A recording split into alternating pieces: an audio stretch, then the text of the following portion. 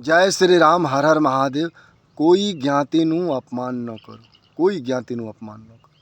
દરેક જ્ઞાતિ મહાન છે, બધી જ્ઞાતિઓ મહાન છે. કારણ કે દરેક જ્ઞાતિના લોકો ઋષિ મુનિઓના સંતાન છે અને દરેક ઋષિઓ મહાન હતા.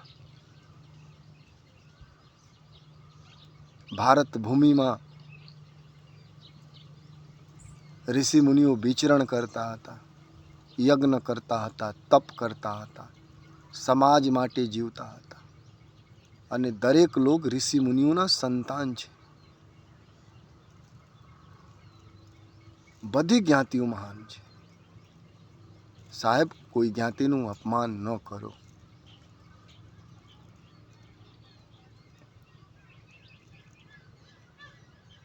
ઋષિ મુનિઓ પ્રેમની ભાષા સમજતા અને પ્રેમની ભાષા આજ તો વધારે જગત માટે ઉપયોગી છે, યુઝફુલ છે.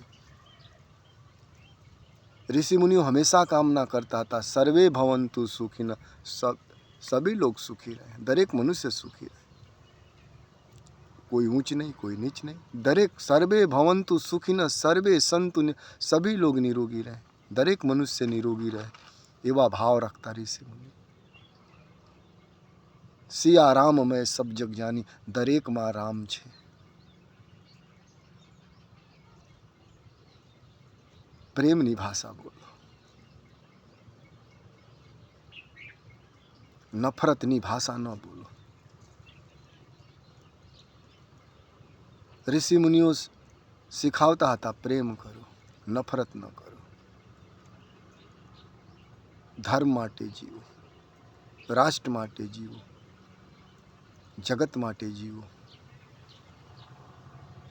ऋषि मुनियों कहता जगत माटे जीवो, धर्म माटे जीवो, राष्ट्र माटे जीवो અને अपने फलना ज्ञाति श्रेष्ठ છે, फलना ज्ञाति નાના છે. મજબૂત બનો સાહેબ. આ ભેદના કારણે ભારત કેટલો વર્ષ ગુલામ હતા, હજારો વર્ષ ગુલામ હતા. આપસમાં ન લડો, એકબીજાના ટાંગ ન ખીંચો, એકબીજાને મજબૂત કરો સાહેબ. કોઈ ખરાબ હોય તો સુધારો, કોઈ બુરા હોય તો સુધારો, તો આનંદ છે. ખરાબ હોય તો ખરાબ બોલવાથી કાંઈ લાભ નથી. દર્દી હોય તો ડૉક્ટર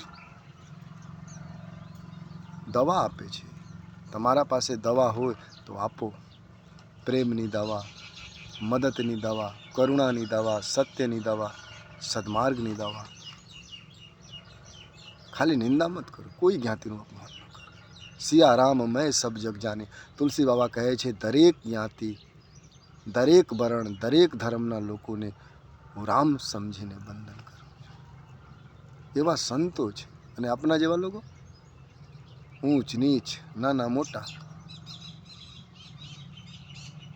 બધું સ્ટોપ કરો.